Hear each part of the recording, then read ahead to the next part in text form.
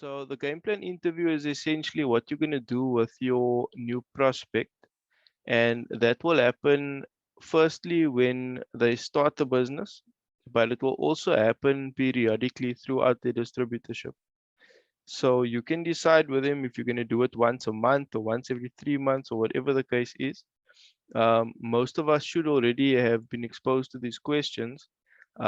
This is my version of it.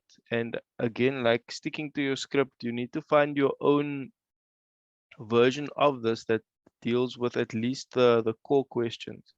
So you'll see here the cover is helping you set your goals to reach your dreams. So what do you want and how you're going to achieve it? So if people get this, the survey app link, they will basically see this whether are they on their phone or the PC. And we use an icebreaker question just to get people thinking about taking responsibility as well and accountability. So the first question that we go through is, what are you looking for in the perfect downline? We did this in training as well. And then the second question is, are you the perfect downline?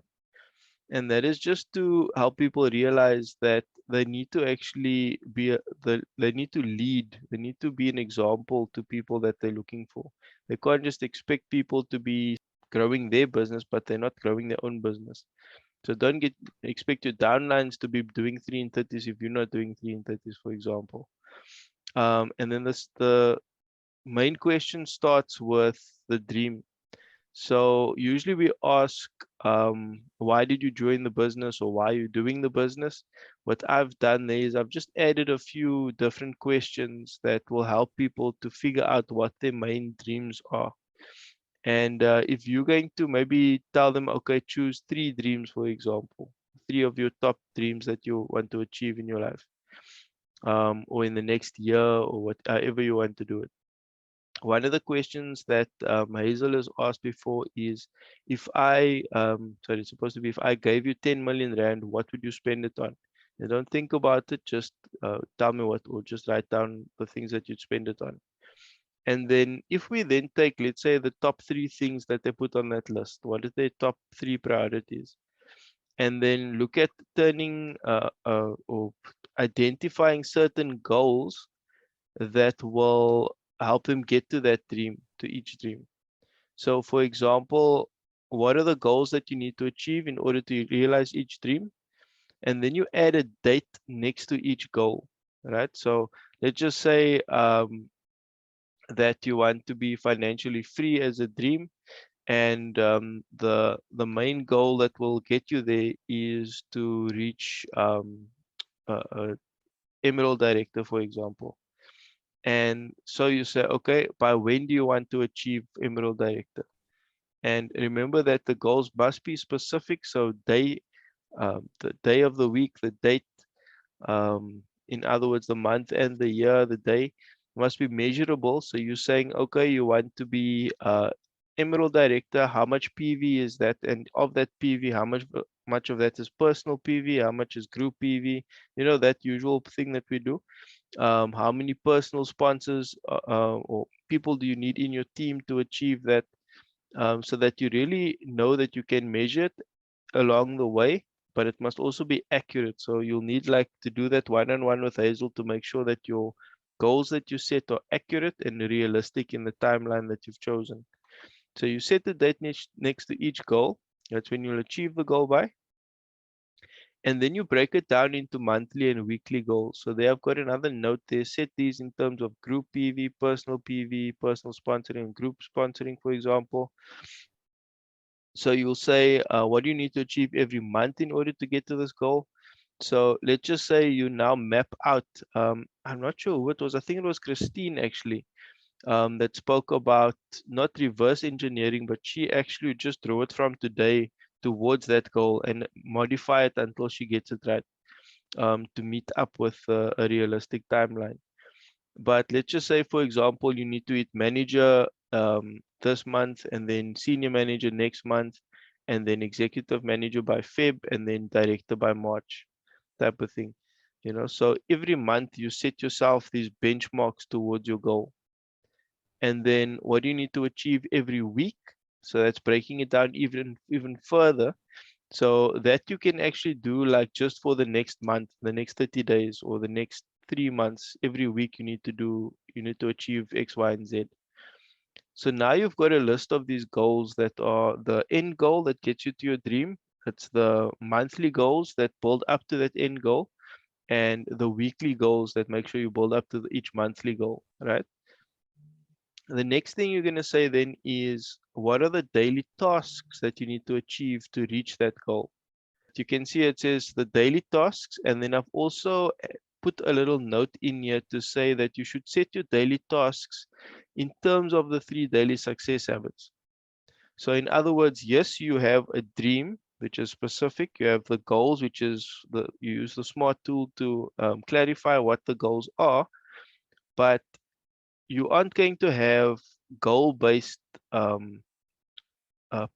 You're going to have activity-based planning, which means you can't control out of 10 people. Let's just say you have 10 minutes in the day and you're going to speak to 10 people. You only have 1 minute per person per day. You can't control who of those 10 people are going to say yes and no. But you're not going to be hard on yourself. What you're going to do is make sure that you speak to that 10 people every day, if that's your goal. So that is what we mean by activity-based planning. And if you're going to say, okay, in terms of using the products, which products are you going to focus on selling? Because those are the products you should be using. How many names need to be added to your names list every day? How many people do you need to speak to every day? Right? And each of these questions allow for 10,000 characters. So there's more than enough to put all of that information in here. So what daily tasks you need to achieve? What do you need to use? How many names need to be added? And how many people do you need to speak to or get in front of the plan? Right? So you can break it up into, I want to invite 3 people and follow up with 3 people every day minimum. And then of course we have the other questions that you might remember also. What are you willing to give up? What are your strengths? What are your weaknesses? I always just remember when asking that question, Hazel always says that remember that your weaknesses can bring your strengths down. And that is why the 3rd daily success habit, personal development, is so important. And then we have what I actually do in this case. Hazel puts in this section, when are you going to send me your names list? So that's why there's a date here. I haven't updated this yet on my side. What I like to do is do a 60-second names list exercise with my downline. Um, I think at the end of the day, the purpose here is to get names from your downline. And in my case, I want to do weekly calls with all of my downlines. Not necessarily going through all of this, but one thing I will do every week then, especially if I'm not getting a names list every time, every day from them or every week from them, is do a 60-second names list exercise where I say, right, you've got 60 seconds, write down as many names of people that you can think of as possible. And set the time and tell them go and get the photo of those names afterwards, or even for them to type it out afterwards or whatever. And then this is the last question that was added to the whole process, and it is, if you have a challenge, how do you want me to handle it? So in other words, if I can see that you're not coming to the meetings, I can see in your PV that you're not hitting the targets that you set, and you're not coming to me and asking me for help. What do you want me to do? Do you want me to chase you, to phone you and follow up and say, listen, what's happening? Are you fine? Is everything okay? Or do you want me to leave you alone? So what that question actually does then is it gives you license to then go and do whatever they say you should do, because they are your downline, but it's their business at the end of the day.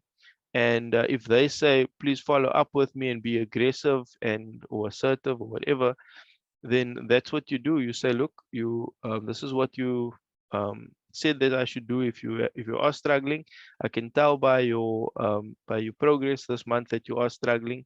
Where are you struggling and how can I help you? Or what do you need me to help you with, or whatever the case may be, whatever it is that they gave you license to do there. And then the email address is just a question in there to identify who the person is, but also to be able to email them the results of the thing as well, so they can remember it.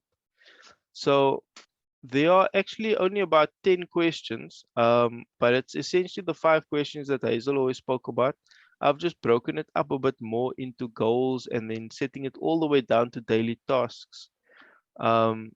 So what you guys need to then do if you want to use this kind of system, because once the person's typed everything in here and has clicked submit, if I can maybe just put something in every question just to show you what it looks like once you submit it. I'll delete this afterwards. Just choose tomorrow. Okay. So once you've gone through all the questions, you they'll click submit. Okay, now they've caught me out here because I put a fake email address in. So let me just put my actual one in there, submit. Right, and then you can click on a summary of your responses.